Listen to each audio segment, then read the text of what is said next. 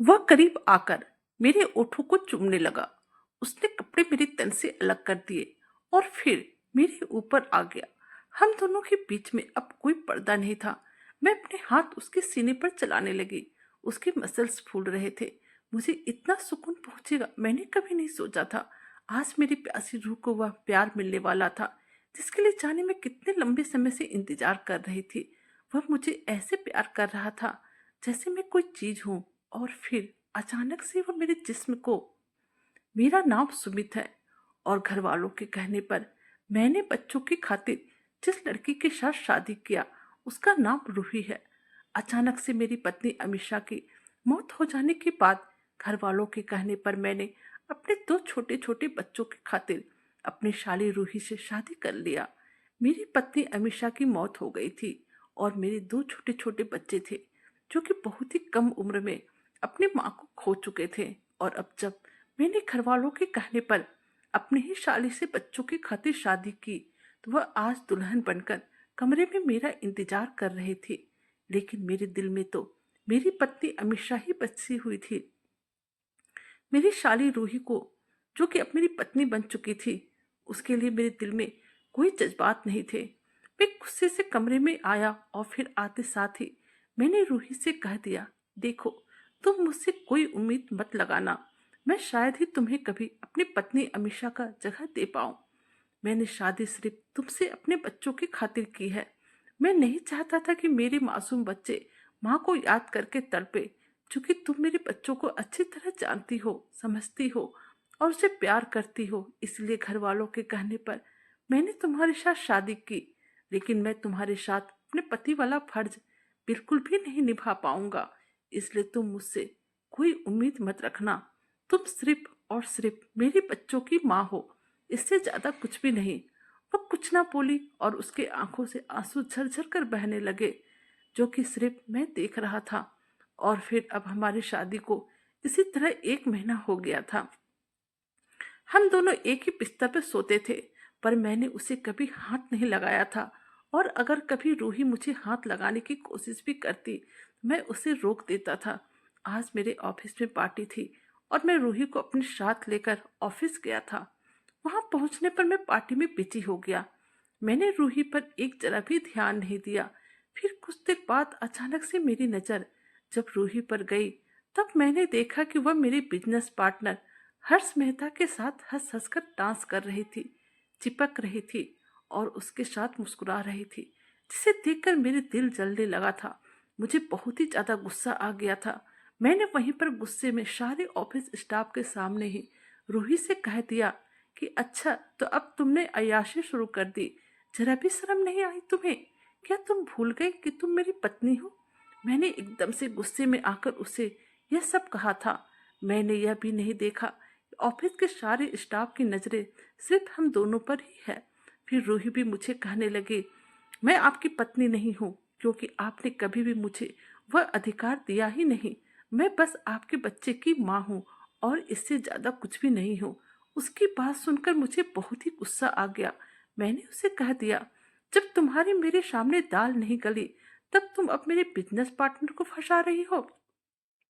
आज मेरा सब्र का बांध टूट चुका था और ना जाने मैंने उसे क्या क्या कहा। फिर आधी पार्टी छोड़कर ही हम दोनों घर चले आए थे। जब हम दोनों घर वापस आए तो वह मेरे साथ घर के अंदर नहीं आई और बाहर ठंड में ही बैठी रही। मैंने उसे अंदर आने को कहा तो वह बोली, मुझे अकेला छोड़ दो। मैं जीऊं या मरूं इससे तुम्हें कोई मतलब नहीं। यहाँ से जाओ और मुझे परेशान मत करो। अब मैंने उसे कुछ नहीं कहा और वापस अपने कमरे में आ गया। कमरे में आने के बाद मैं लाइट ऑफ करके सोने की कोशिश करने लगा, पर नींद मुझे बिल्कुल भी नहीं आ रही थी। मैं एक करवट से दूसरी करवट बदल रहा था और नींद लाने की पूरी कोशिश कर रहा था, लेकिन नींद तो कोसों दूर थी। आज जब मैं एक करवट से दूसरी करवट बदल रहा था तब मुझे बगल में रूही बिल्कुल भी नजर नहीं आ रही थी। आज मुझे उसके जिस्म की गर्मी नहीं मिल रही थी। भले हम दोनों एक ही बिस्तर पर दूर दूर सोते थे, पर मुझे उसकी आदत हो चुकी थी।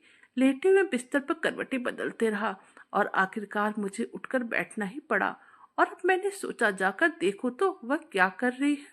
बाहर निकलकर देखने लगा, लेकिन वह मुझे बाहर नजर नहीं आई और अब मैंने जब बच्चों वाले कमरे में जाकर देखा तो मुझे बच्चों के बिस्तर पर रूही सोई हुई नजर आई।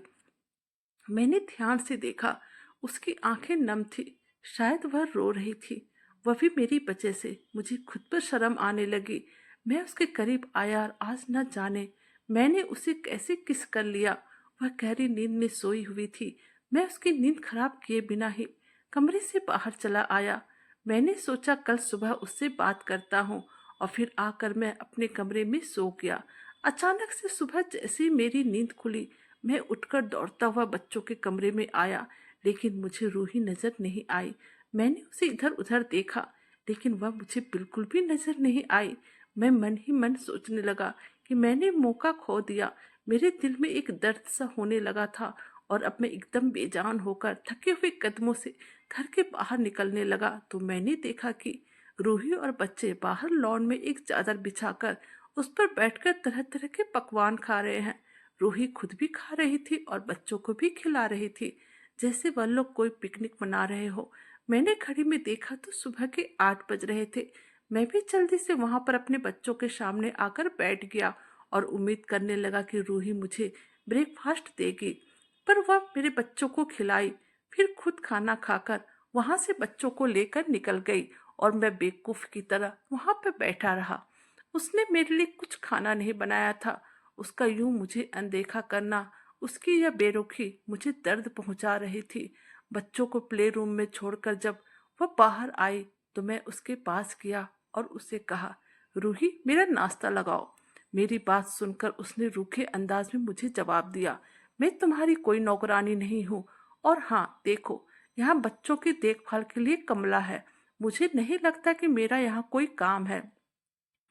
तुम मुझे तलाक दे दो ताकि मैं अपनी जिंदगी फिर से शुरू कर सकूं, क्योंकि मुझे भी खुश रहने का हक है। मुझे तुम में और तुम्हारी संपत्ति में कोई दिलचस्पी नहीं है। यह कहते हुए नफरत भरी दृष्टि से देखते हुए वहां से निकल गई। मैं अपना सर पकड़कर बैठ गया, क्योंकि मैं नहीं चाहता था कि रूही यहाँ से जाए। वह मेरे साथ ऐसे कैसे रिश्ते खत्म कर सकती थी। यह बच्चे तो उसकी बहन के बच्चे हैं। और यह सब सोचते हुए अब मैं भी गुस्से से कमरे के अंदर आया, लेकिन जैसे मैं कमरे में आया तो मैं एकदम से दंग रह गया, क्योंकि मैंने देखा कि रूही अपना सामान पैक कर रही थी। अब मैंने उसका हाथ पकड़ लिया और उससे कहा, यह तुम क्या कर रही हो? मैंने उसे अपने करीब खींच लिया, पर वह मुझे धक्का देकर अलग हो गई और कहने लगी, छोड़ो मुझे, मैंने यह फैसला बहुत ही सोच समझ कर लिया है। उसके इस अंदाज से मैं खुद को रोक नहीं सका। मेरी आंखें भर आई, आंसू की बूंदें मेरी आंखों से टपकने लगी थी। उसे छोड़कर मैं बेड पर बैठ गया। मुझे यूं रोता देख एक पल के उसके चेहरे पर दर्द के भाव उभरे थे, लेकिन अगले पल उसने अपने आप को संभाला और फिर से अपना सामान पैक करने लगी। मैंने उसे कहा, तुम्हें जो चाहिए मैं तुम्हें दूंगा, प्लीज रूही, तुम मुझे छोड़कर मत जाओ। लेकिन उसने मुझे कोई जवाब नहीं दिया और अपना सामान पैक करती रही। और अब मुझे ऐसा लग रहा था जैसे मेरी दुनिया उजड़ रही है। मैंने खुद को इतना कमजोर कभी महसूस नहीं किया था। 1 महीने से मैंने अपने आप को उससे दूर रखा था, परंतु अब लग रहा था मैं उससे किसी भी कीमत पर दूर नहीं रह पाऊंगा। मैं रूही की तरफ देख रहा था और उसके जवाब का इंतजार कर रहा था। सामान पैक करने के बाद अब उसने मुझे कहा, मुझे तुमसे कुछ नहीं चाहिए, क्योंकि मेरे अंदर अब कुछ पाने की इच्छा रह ही नहीं गई है। मैं तुमसे मुक्ति चाहती हूँ। मैं खुद के लिए कुछ करना चाहती हूँ। कहते हुए इसकी आंखों में भी आंसू आ गए थे। उसके चेहरे पे दर्द साफ नजर आने लगा था और उसे ये चोट, यह दर्द मेरी वजह से ही पहुंची थी। मेरी बेरुखी, मेरा रूखापन उसे इस कदर तोड़ दिया था कि वह यहाँ पर एक पल भी रुकना नहीं चाहती थी। मैंने उससे कहा, प्लीज रूही, मुझे एक मौका दे दो। मुझे एहसास हो गया है मैंने तुम्हारे साथ बहुत ही गलत किया है। देखो, आज मेरी बहुत ही अर्जेंट मीटिंग है और मुझे ऑफिस जाना है, बहुत ही जरूरी है। मैं जल्द से जल्द मीटिंग अटेंड करके तुम्हारे पास आता हूँ और मैं तुमसे वादा करता हूँ कि आगे से मैं कभी भी तुम्हारा दिल नहीं दुखाऊंगा। प्लीज जब तक मैं ऑफिस से ना आऊं तब तक तुम कहीं मत जाना। यह कहकर मैं ऑफिस के लिए निकल गया, लेकिन ऑफिस पहुंचने के बाद मुझे मीटिंग में एक जरा भी मन नहीं लग रहा था। फिर भी मैंने जैसे तैसे मीटिंग कंप्लीट किया और ऑफिस में कह दिया कि मेरी तबीयत ठीक नहीं है, मुझे घर जाना है। यह कहकर मैं ऑफिस से घर के लिए निकल आया। मैंने रूही का दिल तोड़ा था और वह घर छोड़कर जा रही थी। उसकी याद आते ही मैं जल्दी से ऑफिस से बाहर निकला और अपनी कार में बैठ गया। रास्ते में मैंने फूलों का गुलदस्ता उसके लिए खरीदा। मैं उसके साथ नई जिंदगी शुरू करना चाहता था। कम से कम उससे दोस्ती करके यह रिश्ता आगे बढ़ाना चाहता था। लेकिन जब तक मैं घर पहुंचा, मेरे पैरों तले जमीन निकल गई। ना ही मुझे घर पर रूही मिली और ना ही बच्चे मिले। मेरा दिल पूरी तरह से घबरा गया था। कमला किचन में काम कर रही थी। मैं उसके पास गया और चिल्लाने लगा, रूही और बच्चे कहाँ चले गए? मुझे अपनी दुनिया उजड़ती हुई नजर आ रही थी। कमला कुछ कहने जा रही थी कि तभी मैंने देखा कि रूही मेरे बच्चों को लेकर वापस आ रही थी। मैं किसी पागलों की तरह उसके पास गया और कहने लगा, तुम कहाँ चली गई थी? वह हैरत भरी नजरों से मुझे देखने लगी और कहने लगी, पार्क गई थी। हर रोज बच्चों को इस समय में पार्क में घुमाने ले जाती हूँ, पर तुम यहाँ इस वक्त क्या कर रहे हो? मैंने रूही को खींचकर अपने बाहों में ले लिया और उसे कहा, मुझे दोबारा यूं छोड़कर मत जाना। पहली बार वह थोड़ी डरी, लेकिन उसके बाद मेरी बाहों में लिपट गई। मैंने कमला को कहा, बच्चों को संभालो, और फिर मैं रूही को अपने कमरे में लेकर आ गया। मैंने रूही को बाहों में भरते हुए कहा, क्या सोचा तुमने? क्या तुम मुझे एक मौका दोगी? वह मेरी तरफ उदासी भरी नजरों से देखने लगी, लेकिन कुछ कह नहीं रही थी। शायद मेरे कुछ कहने का इंतजार कर रही थी। अब मैंने ही कहा, देखो रूही, मैं तुम्हें झूठ नहीं कहूंगा। मैं तुम्हारी दीदी अमीषा से अभी भी प्यार करता हूँ। उसके गुजरे हुए बस 3 महीने ही हुए हैं और मैं इतनी जल्दी उसके गम से बाहर नहीं आ सकूंगा। लेकिन मैं तुमसे पहले दोस्ती का रिश्ता निभाना चाहता हूँ और फिर तुम्हें पत्नी का सम्मान भी देना चाहता हूँ। मैं तुम्हें खोना नहीं चाहता। यह कहकर मैं उसकी ओर देखने लगा था। मेरी बात सुनकर रूही कहने लगी, देखो, मैंने यह फैसला सोच समझ कर लिया है। मैं चाहती हूँ तुम किसी एक ही शख्स के साथ रहो जिसे कि तुम प्यार करो। सिर्फ इसलिए तुम मुझे यहाँ मत रखो क्योंकि मैं तुम्हारे बच्चों को संभालती हूँ। तुम्हारी तो शादी को 7 साल हो गए। मेरी बहन से तुम्हें 2 बच्चे मिले। तुम्हें वह सब कुछ मिला। कभी मेरे बारे में सोचा मैं कितनी अकेली हूँ? मैं भी चाहती हूँ कि मैं किसी के साथ अपनी जिंदगी बिताऊं। एक प्यार करने वाला पति हो, प्यारे प्यारे बच्चे हो। मैं जानती हूँ तुम मुझे वह कभी नहीं दे पाओगे, इसलिए मुझे जाने दो। इतना कहकर रूही उठ खड़ी हो जाती है और फिर जाते जाते कहती है कि तुम अभी आराम करो। मैं तुम्हें 1 महीने का वक्त देती हूँ। उसके बाद मैं सोचूंगी कि मुझे आगे क्या करना है। यह कहकर रूही कमरे से बाहर जाने लगी, पर मैंने उसका हाथ पकड़ लिया और फिर उसके बहुत ही करीब हो गया। और फिर मुझे ऐसा लगा जैसे कि उसके बेहद करीब होने से उसके जिस्म में कुछ कुछ होने लगा है। लेकिन वह मुझसे नजरें नहीं मिलाना चाह रही थी, लेकिन मैं उसकी तरफ बस देखे ही जा रहा था। और फिर जैसे ही उसकी खूबसूरत नीली आंखें मेरी आंखों से मिली, मैं उसमें खो गया। मैंने उसे कहा, मुझे माफ कर दो, किसी के भरोसे नहीं रहना चाहती हूँ और मैं खुद के पैरों पर खड़ा होना चाहती हूँ। यह कहकर वह फिर से अपने कामों में डूब गई। कुछ देर काम करने के बाद रूही उठकर बच्चों के कमरे में चली गई थी। सुमित अपने कमरे में आकर बेड पर लेटा हुआ था और वह रूही का इंतजार कर रहा था। सुमित को अपनी गलती का एहसास हो रहा था कि उसने रूही के साथ क्या क्या गलत किया था। वह रूही के करीब जाना चाहता था, लेकिन रूही उससे दूरियां बनाने लगी थी और यही कहने लगी थी कि वह उन दोनों के प्यार के बीच में नहीं आना चाहती थी। भले ही उसकी बहन अब इस दुनिया में नहीं थी, फिर भी सुमित उसी से प्यार करता था। रूही को पता था कि सुमित उसकी कमजोरी है।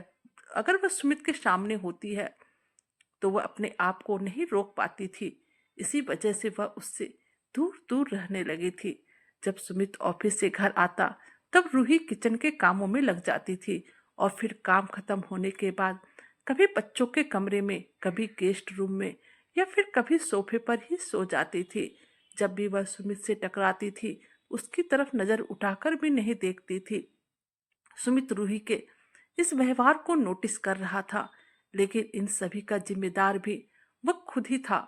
उसे समझ में नहीं आ रहा था कि वह रूही को कैसे अपने करीब लाए। आज सुबह सुबह जब सुमित सोकर उठा, उसका मन भारी भारी लग रहा था। उसे किसी भी चीज में अच्छा नहीं लग रहा था और अब उसे रूही की कमी का एहसास होने लगा था। वो कमरे से निकलकर हॉल में आया तो उसने देखा कि रूही किचन में नाश्ता बना रही थी। बच्चे स्कूल जा चुके थे। उसने रूही से चाय मांगा तो कमला ने चाय लाकर सुमित को दिया और फिर ना जाने क्या हुआ, सुमित ने चाय का कप पटक दिया। रूही जल्दी से दौड़कर सुमित के पास आई, लेकिन सुमित ने उसे कुछ नहीं कहा और वह उठकर अपने कमरे में चला आया। रूही को समझ में नहीं आया कि आखिर सुमित अचानक से इतना गुस्सा क्यों करने लगा। थोड़ी देर बाद रूही सुमित के कमरे में आई तो उसने देखा कि वो बाथरूम में था। शॉवर का आवाज आ रहा था। थोड़ी देर रूही ने इंतजार किया, लेकिन सुमित बाथरूम से बाहर ही नहीं आ रहा था। रूही काफी देर सुमित का इंतजार करती रही, क्योंकि उसे सुमित से जवाब चाहिए था कि आखिर किस कारण से आज वह इतने गुस्से में था। और जब काफी देर बाद भी सुमित बाथरूम से बाहर नहीं निकला, तब रूही बाथरूम का दरवाजा खटखटाने लगी और कहने लगी, मैं रूही बोल रही हूँ, दरवाजा खोलो। रूही की आवाज सुनते सुमित ने दरवाजा खोल दिया और फिर जैसे ही रूही की नजर सुमित पर पड़ी, उसका मुंह खुला का खुला रह गया। रूही उसका वह रूप देखकर एकदम से दंग रह गई। सुमित के बालों से पानी टपक रहा था, जो कि उसके बालों से गिरता हुआ गालों से होता हुआ उसके सीने में आ रहा था। उसके ऐब सामने से खुले थे। यह देखकर रूही का चेहरा बिल्कुल लाल हो गया था। और फिर जब रूही की नजर नीचे गई, उसने देखा कि सुमित ने निचले हिस्से को टॉवेल से ढककर अपने हाथों से टॉवेल को पकड़ा हुआ था कि कहीं टॉवेल खुल न जाए। अब सुमित ने कहा, क्या हुआ रूही, दरवाजा क्यों पीट रही थी? तुम ठीक तो हो ना? रूही उसे कुछ ना बोली, क्योंकि वह तो एकदम से सुमित को इस तरह से देखकर अपना होशो हवास खो चुकी थी। रूही के जवाब ना देने के कारण सुमित ने उसे अपने करीब खींच लिया और ऐसे करने से रूही को लगा जैसे उसके शरीर में करंट पास हो गया हो। वह अब सुमित के इतनी करीब आ गई थी कि सुमित का सीना रूही के शरीर को छू रहा था। रूही के जिस्म में एक लहर सी उठ चुकी थी और उसे ऐसा लगने लगा जैसे कि अब उन दोनों की दूरियां खत्म होने वाली है। रूही के नाजुक शरीर को सुमित ने बहुत ही मजबूती के साथ पकड़ रखा था। उसके दिल की धड़कनें बेहद तेज हो गई थी। वह सांस लेना मानो भूल गई थी। अब सुमित रूही के पूरे बदन पर किस करने लगा था और किसकी आवाज ही निकलना बंद हो गई थी। वह एकदम से मॉम की तरफ सॉफ्ट हो गई थी और अब उसने भी अपने हाथों से सुमित के बालों को हल्का सा खींचते हुए उसके सर को उठाने लगी और सोचने लगी, न जाने आज सुमित को क्या हो गया जो कि वह इस तरह से मेरे साथ कर रहा था। अब हम एक दूसरे को देख रहे थे। उसकी नजर अब मेरे ओठों पर पड़ी थी, जो कि बहुत ही सूख गई थी और अगले पल ही मैंने महसूस किया वह मुझे किस कर रहा है। उस पल तो मैं कुछ ना कही और उसकी सांसों को महसूस करने लगी, लेकिन जैसे ही अगले पल उसे होश आया, वह पीछे हट गया और अब मैं भी तुरंत बाथरूम का दरवाजा खोलकर बाहर निकल आई। और अब मैं यह सोच रही थी कैसे मैं उसके साथ नजर मिलाऊंगी। किसी तरह दूसरे कमरे में मैंने रात गुजारी। जब सुबह उठी तो सुमित मेरे पास आ गया और नीचे देखते हुए मुझे कहा, क्या तुम्हें कहीं काम मिला? मैंने सर हिलाते हुए कहा, नहीं, अभी नहीं मिला। तुम चाहो तो मेरी कंपनी में काम कर सकती हो, सुमित ने प्रस्ताव रखा। यह सुनकर मेरी आंखें बड़ी बड़ी हो गई। मैं बच्चों की देखभाल के लिए दिन के वक्त किसी को रख लूंगा, कहते हुए उसने अपना हाथ मेरे गालों पर बड़े ही प्यार से रखा। उसके स्पर्श से मैंने अपनी आंखें बंद कर ली और उसके हाथों की गर्मी महसूस करने लगी। फिर आंखें खोलकर मैं खुद को रोक ना पाई और उसकी बाहों में लिपट गई। मेरी आंखों में आंसू आ गए। वह हैरत से मुझे देख रहा था। क्या हुआ रूही, उसने पूछा। क्या सचमुच तुम मुझे काम पर रखना चाहते हो? वह मुझे अपने करीब खींचकर मेरे माथों को चूमा और अपना सर हिलाते हुए कहा, क्यों नहीं? उसकी बात सुनकर मेरे चेहरे पर एक बड़ी सी ही मुस्कान आ गई थी। घर पर बैठे बैठे उसके बच्चों का ख्याल रखने के कारण मैं खुद को नौकरानी समझने लगी थी, लेकिन अब मेरे पास काम होने वाला था। मेरे पास भी आज़ादी होने वाली थी और आज मुझे इस बात का एहसास हो चुका था कि अब सच में सुमित मुझसे प्यार करने लगा है। रात को खुशी खुशी काफी दिनों बाद मैं उसके साथ सोने के लिए आई। जब सुमित ने मुझे अपने कमरे में देखा तो उसके चेहरे पे बड़ी सी मुस्कान आ गई। उसने झट से मुझे अपने करीब खींच लिया। एक पल तो मैं थोड़ा घबरा गई, लेकिन फिर उसने मुंह से जो निकाला मैं सुनकर दंग रह गई। ए बेबी, तुम क्या काम करना चाहोगी? मेरे चेहरे पर फिर से मुस्कान आ गई और हम दोनों काफी देर तक काम के बारे में बातें करने लगे। शादी के बाद शायद पहली बार हम दोनों आपस में इतनी बातें कर रहे थे। मैं उसे अपने सपनों के बारे में बता रही थी और वह सुन सुनकर हंस रहा था। फिर मुझे प्यार से देखते हुए कहा, तुम्हारे सारे सपनों को मैं पूरा करूंगा, यह मेरा तुमसे वादा है। आज रात काफी दिनों के बाद मुझे सुकून मिल रहा था। मैं उसकी बाहों में थी। उसके शरीर की गर्मी मुझे इतना आराम पहुंचा रही थी कि कब नींद आ गई पता ही नहीं चला। सुमित मेरे करियर में मेरा सपोर्ट करने लगा। वह खुद मुझे सारा काम सिखा रहा था, मेरे लिए खुद वक्त निकालता। हमेशा हमारे बीच में काम की बातें होते रहती थी और बच्चों की भी बातें होती थी। वक्त तो गुजरने लगा, पर अब हम दोनों के बीच में पति पत्नी का रिश्ता अभी तक नहीं बना था। और अब मुझे एहसास होने लगा कि सुमित के दिल में भी मेरे लिए कुछ एहसास है। उस रात उसने मुझे किस किया था, लेकिन दोबारा वह मेरे करीब कभी नहीं आया। अपने आसपास उसने मजबूत दीवारें खड़ी कर रखी थी, जिसे तोड़ पाना मेरे बस की बात नहीं थी। मेरा दिल अभी खाली था। मैं सुमित की दोस्ती को खोना नहीं चाहती थी, पर मैं भी प्यासी थी और उसके प्यार को तरस रही थी। मैंने 1 महीने के वक्त में उसे दिया था और अब वो पार हो चुका था। मैंने अपने सूटकेस निकालकर अपना सामान पैक करना शुरू कर दिया। सुमित यहाँ नहीं था। मैंने सोचा चुपचाप यहाँ से निकल जाऊंगी। मैं उस पर किसी प्रकार का दबाव डालना नहीं चाहती थी। मैं जबरदस्ती का रिश्ता नहीं चाहती थी। मैं सामान पैक करने के बाद नहाने चली गई, लेकिन जब मैं नहाकर और एक टॉवेल लपेट कर बाहर निकली तो सुमित कमरे में था। मैंने अपने टॉवेल को किसी तरीके से पकड़ लिया था कि खुल ना जाए। मैंने कहा, तुम यहाँ पे क्या कर रहे हो? वह मेरे पास आ गया और मेरे सूटकेस की तरफ इशारा करने लगा और कहा, यह क्या है, जवाब दो। और फिर मेरे करीब आने लगा। डर के मारे मेरी हालत बेहद खराब थी। यह वही इंसान था जिसने मुझे ठुकराया था। अब सुमित मेरे बहुत ही करीब चला आया था और फिर मुझे अपनी तरफ खींचकर किस करने लगा। तभी मैंने उसे पीछे धकेल दिया, लेकिन वह अपने पर काबू नहीं कर पा रहा था। तो फिर मैं कहने लगी, तुमने मुझे छुआ कैसे और तुमने मुझे किस कैसे किया? तुम्हें एहसास भी है यह तुम किसके साथ कर रहे हो? मैं तुम्हारी वही ठुकराई हुई पत्नी हूँ। आखिर तुम चाहते क्या हो? मुझे जाने क्यों नहीं देते हो? अब सुमित कहने लगा, ठुकराई पत्नी? यह तुम क्या कह रही हो? रूही बोली, हाँ, तुमने तो मुझे ठुकरा दिया था ना। फिर सुमित बोला, मैं तुम्हें ठुकरा नहीं रहा था, बल्कि खुद को तुम्हारे करीब आने से रोक रहा। तुम्हें खुद नहीं पता कि तुम मेरे ऊपर क्या असर डालती हो। मैं तुम्हें चाहने लगा हूं और मैं ये बर्दाश्त नहीं कर पाता कि कोई तुम्हें हाथ भी लगाए। मैं तुम्हें खोना नहीं चाहता, बस तुम मुझे छोड़कर दोबारा मत जाओ। यह कहकर सुमित ने फिर से रूही को अपनी बाहों में ले लिया था। वह थोड़ी देर चुप रही। सुमित कहे जा रहा था कि मैं भी तुमसे बेहद प्यार करता हूँ और अब मैं तुम्हारे बिना बिल्कुल भी नहीं रह सकता हूँ। सुमित की बात सुनकर अब मेरे चेहरे पर थोड़ा मुस्कुराहट आ चुकी थी। सुमित ने इस मौके का पूरा फायदा उठाया और मेरे ओठों को दोबारा से चूम लिया। वह बड़े प्यार से मेरे ओठों को चूम रहा था और मैं उसका साथ देने लगी थी।